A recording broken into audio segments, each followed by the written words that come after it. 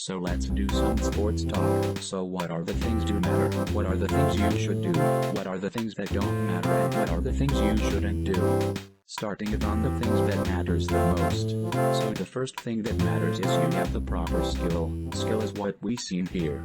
Also what matters here is good sportsmanship, a respect to the officials and opponents, and remember, pain is warning. If you feel pain, then do a rest. So here are the things what you should do. Do a warm-up for at least 10 minutes. Cold muscles are stiff and brittle. A dynamic warm-up like light jogging, pindies and arm circle raises your core body temperature and helps pump oxygen-rich blood to your muscles. The benefit for doing a 10-minute warm-up is to lubricate your joints. This improves your reaction time and reduces the risk of muscle tears. Now for the second thing to do, stay hydrated before, during and after training. Hydration is important because if we are not hydrated enough, it may lead to dehydration. Now for the third thing is to make sure gear or equipments are inspected. It must be inspected before you play because a faulty gear or equipment may lead to injuries. And lastly, listen to your own body. As I said earlier, pain is a warning. If you feel bad pain, then you must stop immediately. Sharp pain means tissue damage is actively occurring. Now to the things that don't matter.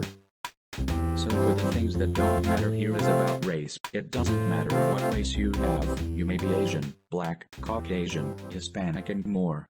Any races are welcome to play. The next thing here is about social tier. Myth spreading that sports are for richies, but that's actually wrong. It doesn't matter whenever you're rich, or just a middle class. All matters is your commitment and skill. Officials don't look up on your social status at all. The next thing that doesn't matter is genes. We have to understand that humans are unique. You may be tall, you may be short, you may be hyperflexible or whatsoever. But your genes don't matter here.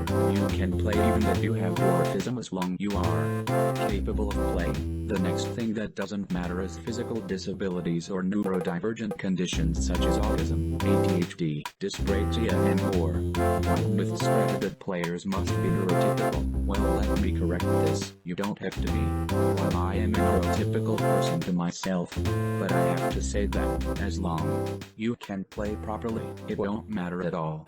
I remember watching wheelchair basketball before, and yes, they actually won. Officials don't look up on the conditions, but they look. If you're really a capable person. Now for next one that doesn't matter is the current trends. You don't have to follow the most current trends. What matters is you can play and win. As for the next one that doesn't matter is gender. Actually, we should worry them with women or for lighter activities. It doesn't matter at all. This is the 21st century. 21st century must end sexism. So yeah, no matter who you are, you may be a girl or a boy or a part of the LGBT community, you are always welcomed. Everyone is accepted here. Last not the least is sexuality. There are myths spreading that basketball is for straight people, but I have to disagree. Regardless, whenever you're straight, gay or bisexual, you are welcome to play. Sexuality has nothing to do with your skills. Now let's move to the things what we shouldn't do. The first thing, the things you shouldn't do is skipping cool downs and stretching after workouts. The reason why you shouldn't skip this is because when you stop exercising abruptly, blood can pool in your lower extremities, causing dizziness. Your muscles also tighten up as they cool down. The consequences is making you stiffer for your next session. The next thing you shouldn't do is train through injuries, which can cause long-term damage. As I said earlier, listen to your body. If you do this, then this may cause overload. Another thing you shouldn't do in sports is arguing with officials or disrespect the opposing team. Listen here, this is considered bad sportsmanship. Arguing results in penalties. And last not the least, copy advanced drills before mastering basic foundational movements. Pay attention to this one. I know people get amazed when they see people do flashy stuffs on social media, but these people are trained. So whatever it is, don't copy what you see without knowing what it is. The elite athletes mastered these for years, so yeah, if you want to know how they did it, you have to master it. Yo Nathan David, this is my turn now. I'll have to discuss about ball and invasion games now. Okay, take my position, Nathan Spartan. So let's talk about the things what to do and what you shouldn't do on ball and invasion games. So while Nathan David tackled about the ones for general sports, which applies to every sports, now this time I was the one who will tackle the ones for ball and invasion games. This mostly apply to ball and invasion games, so now let's discuss. The first thing you will do is scan the field or court constantly to track open teammates. If you just look on the ball or the ground, you became blind to the game. Your brain needs visual data to make quick decisions. Next thing to do is to communicate loudly by calling out screens. The reason why we need to communicate loudly is because one pair of eyes cannot see the whole court. Your teammates can't look ahead, telling a teammate words like "man on your left" or "I've got the ball" acts as a rear-view mirror for them. This prevents the chaotic defensive mistakes. The last thing to do is to move without the ball to create open spaces and passing lanes. So you might be asking why? Well, in invasion games, standing still makes you easy to guard. If you do not move, your teammate with the ball has nowhere to throw it. Now to the things we shouldn't do. The first thing what you shouldn't do is ball hog or force difficult shots when teammates have better positioning. So what happens here is trying to beat 3 defenders by yourself lowers your team's scoring efficiency. The second thing about the things you shouldn't do is committing lazy folds due to poor positioning or frustration. Pay attention to this one. Lazy fouls happens when you are too lazy to move your feet, so you reach out with your arms, push or trip an opponent instead. The risk of doing this is it gives the opposing team 3 points while puts you or team in foul trouble. This stops the clock when your team might need momentum. The last thing you shouldn't do is dropping your hands on defense while guarding an opponent. So what exactly happens here? Letting your arms dangle at your sides when defending makes you physically smaller on the court, which as a result, it gives your opponent a completely clear view to pass right over you, room to shoot comfortably over your head, and makes it much easier for them to dribble past you. Yo, this is my turn, Nathan Spartan. Take my position, JD. I know it's been a long time since we haven't met, but anyways, let's talk about the things we should do and we should not do on net and racket games such as tennis, badminton, and pickleball. Now for the first thing we should do, return to the center base position immediately after hitting a shot. Now you have been asking why? The reason why we have to return it to the center is because the center of court is the optimal spot to reach any future ball. If you stay where you hit your last shot, you leave half the court completely wide open. Now for the second thing, what you should do is to watch the ball or shuttlecock all the way into your strings, because players often look up too early to see where their shot is going, which shifts their head position. Looking all the way through ensures you hit the sweet spot of the racket. Now for the last one, for the things you should do is bend your knees to get under low balls rather than bending your back. So you might be asking why? Bending your back ruins your balance and creates a weak, unstable swing. Dropping your hips gives you a solid base to push upward and drive the ball over the net. Now let's proceed on the things we should not do. So what are the things you should not do?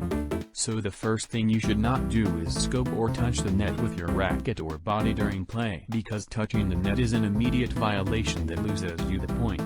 It also damages equipment and can cause you to trip or tangle up net point. Second thing you should not do is to crowd your partner in doubles matches, because running into your partner's zone creates massive open spaces for opponents to attack.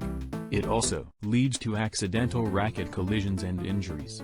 And the last one you should not do is to slam your racket on the court out of anger. It also ruins your mental focus and shows poor sportsmanship. Perhaps Nathan David mentioned earlier that we should show good sportsmanship.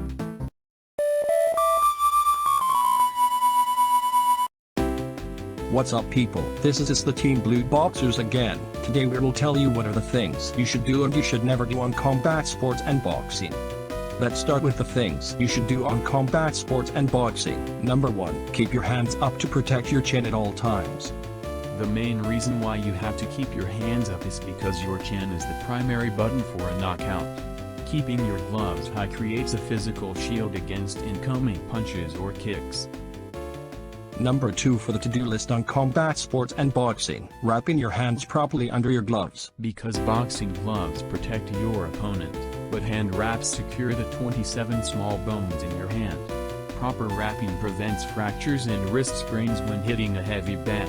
The third thing you should do is breathe out sharply with every punch or strike thrown. Because holding your breath makes your muscles stiff and tires you out fast. Exhaling deeply sharpens your punch speed and naturally tenses your core to absorb potential counter shots. The fourth thing you should do is punch properly. Because it maximizes power, improving efficiency, and protecting your body from injury. Now to the things you should not do in combat sport or boxing. First thing you should not do in combat sports or boxing: dropping your left hand when throwing a punch. So beginners often drop their left hand when throwing a right punch. This leaves the entire left side of the face wide open to an immediate, devastating counter punch. Second thing you should never do in combat sport or boxing is go 100% power during light technical sparring sessions. Light sparring is for learning timing and movement, not winning. Going too hard injures your training partners and breaks the trust needed to practice safely. Third thing you should not do in combat sport or boxing: turn your back or close your eyes when an opponent attacks. Closing your eyes makes it impossible to dodge or block the next move. Turning your back leaves the spine and the back of the head unprotected, which is highly dangerous. The fourth thing you shouldn't do in boxing is leaning forward with punches. Overreaching or lunging puts you heavily on your front foot, making it very difficult to retreat or defend against an incoming strike. Now we all said it. This is us signing off. Goodbye. So what's up people, this is us, the Running Bros team. Today we will explain what are the things you should do and you should not do in running and endurance sports. So let's start with the things you should do. Number 1. Pace yourself early in the run so you have energy to finish. Because sprinting at the very start burns through your glycogen, energy, stores way too fast. Starting slow keeps your heart rate under control so you can run much farther. The second thing you should do is to land midfoot directly underneath your hips. Because reaching out and landing heavily on your heel acts like a brake pedal on your body. Midfoot landing absorbs shock naturally through your calves and ankles instead of your knees. The third thing you should do is to run against traffic when jogging on open roads. Because if you run with traffic, cars come from behind you where you cannot see them. Facing traffic allows you to see oncoming vehicles and jump out of the way if a driver is distracted. So yeah, you got it. We're now finished on the things you should do. Now here are what you should not do on running and endurance sports. The first thing you should not do is to increase weekly mileage by more than 10%. Because your muscles adapt to running much faster than your bones and tendons do.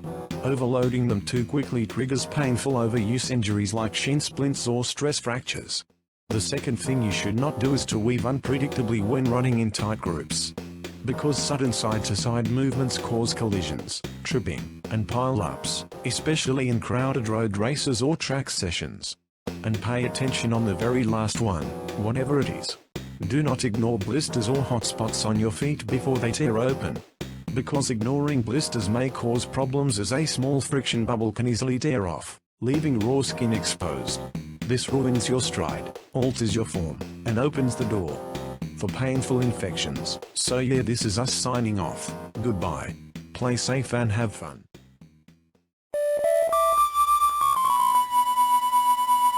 Hi guys, this is me once again, your guy. Today we are talking about the things you should do and shouldn't do on strength and weightlifting sport. So here are the 3 things you should do and the 3 things you should not do.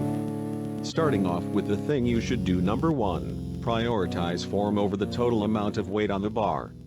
Because perfect form ensures that the target muscles are doing the actual work. Heavy weights with bad form just shift stress onto your joints and ligaments.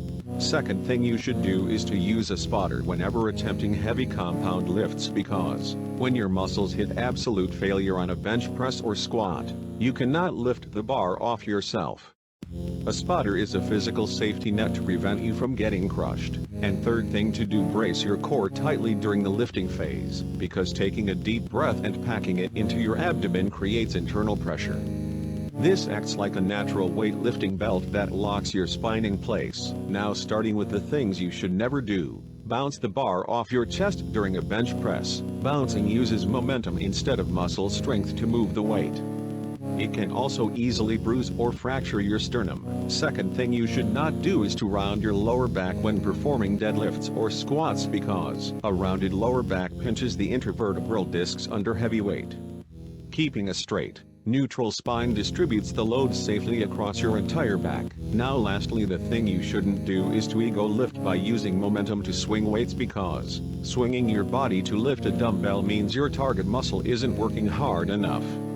It shifts the strain to your lower back and shoulders, risking a severe tear. Anyways, here we go. We now discuss the things you shouldn't do and you should on strength and AM.